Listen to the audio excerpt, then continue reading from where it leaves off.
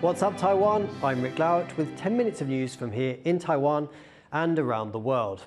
First up, lawmakers in Taiwan are calling for action after Taipei's National Palace Museum allegedly covered up the destruction of 3 priceless artifacts.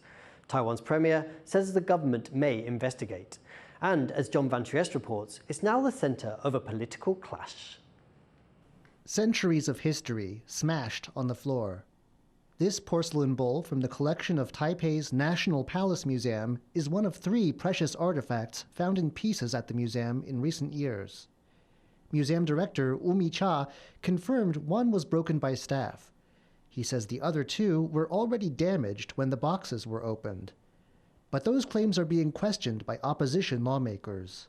如他们所说的前2暗示打开来的时候就已经有损毁，如同他提供给我们的报告资料的话，那应该要把相关的影片是让大家清楚的能够知道，他的确是开箱的时候就有，而不是只有透过报告方式让大家理清而已。因为的确我们也接到陈情人表示，他这前2件可能也是人为造成的。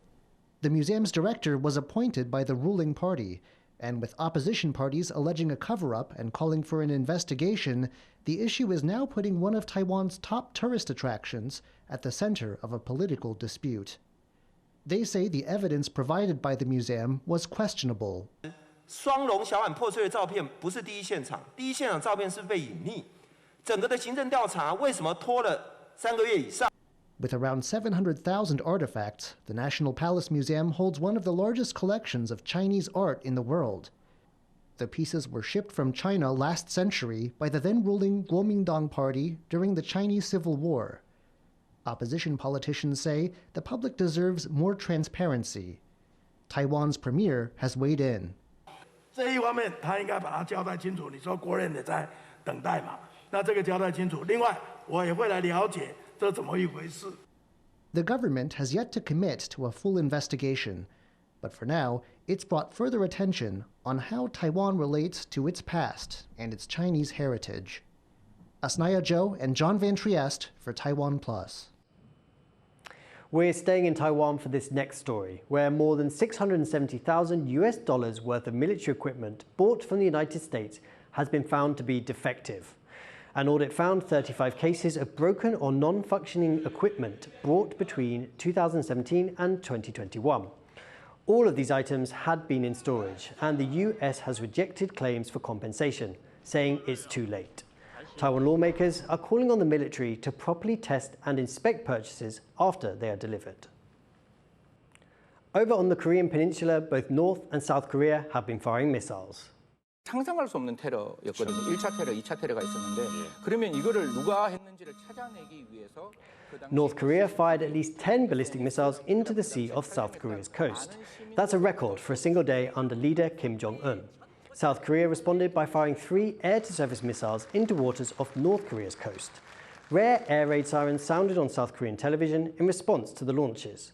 Officials said one missile landed near the country's territorial waters for the first time.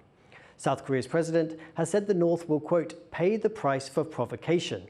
Pyongyang previously promised powerful measures in response to the US and South Korea launching their largest ever joint air drills this week. The FIFA World Cup will kick off later this month in Qatar. Authorities there are facing intense scrutiny for their treatment of migrant workers. Taiwan has previously also come under similar criticism. Now, a non-profit organisation is using this moment to call for change. Stash Butler has the story.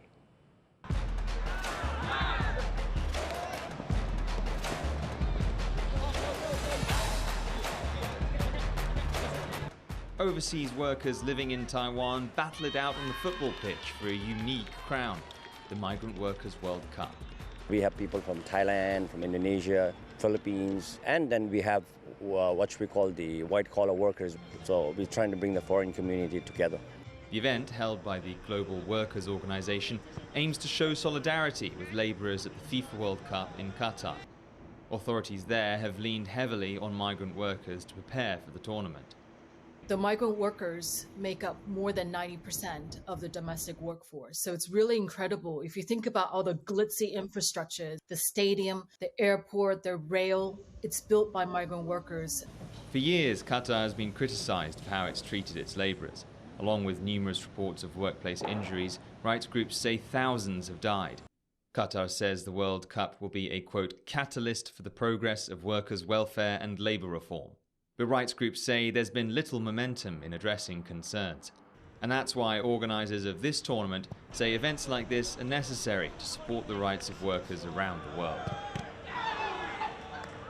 Taiwan has around 700,000 migrant workers, mostly from Indonesia, Thailand, Vietnam and the Philippines. And despite Taiwan's reputation as a country championing human rights, they face many of the same problems as those workers in Qatar. Low wages, poor working conditions and discriminatory treatment.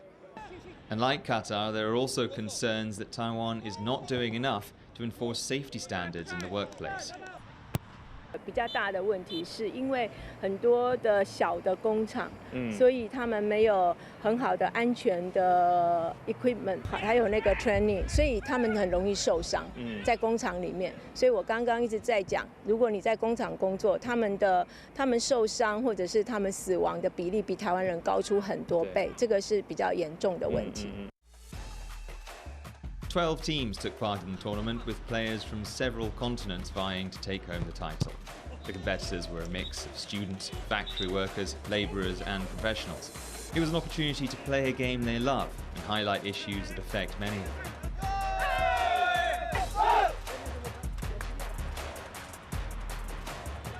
It doesn't matter like your status.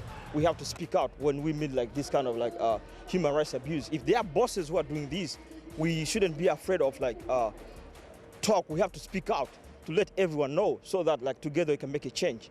Taiwan is not taking part in the FIFA World Cup, but labour exploitation in Qatar off the pitch has shed light on a pattern of abuse that reaches Taiwan's borders.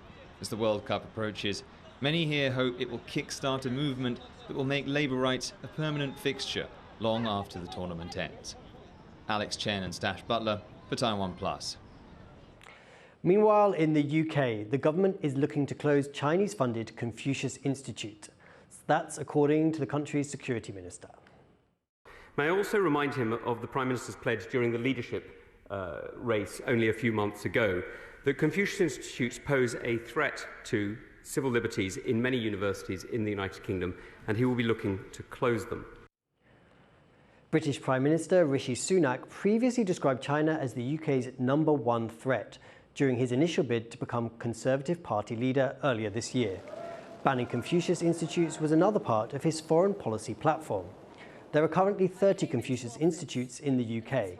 They act as centres of Chinese cultural and language exchange, but are under fire for promoting Beijing's narratives on issues such as Taiwan. Taiwan has hit the bullseye. It's been successful in its bid to host the 2022 Indoor Archery World Series. More than 200 professional and amateur archers from across the world are expected to compete. The event will take place from December 8th to the 11th at the National Taiwan Sport University in Taoyuan. This will be the first time Taiwan has hosted the tournament, and it's the first tournament to take place since 2020, after a COVID-19 pandemic hiatus. Panda experts from China have arrived in Taiwan. They are hoping to help an ailing panda at Taipei Zoo. The two vets went straight to the zoo after landing at Taoyuan Airport on Monday night. Officials say the experts will only advise on treatment and not perform any procedures. 18-year-old Tuan is suffering from brain lesions. He has lost much of his appetite. Taipei Zoo reached out to China for help last week. The vets will be in Taiwan for 7 days. Thank you for watching What's Up Taiwan. Remember to download the TaiwanPlus app for more stories from Taiwan and around the world. Finally today, we leave you with images of the city view of Doha, which is hosting the 2022 World Cup this month. I'm Rik Glauert, take care and we'll see you next time.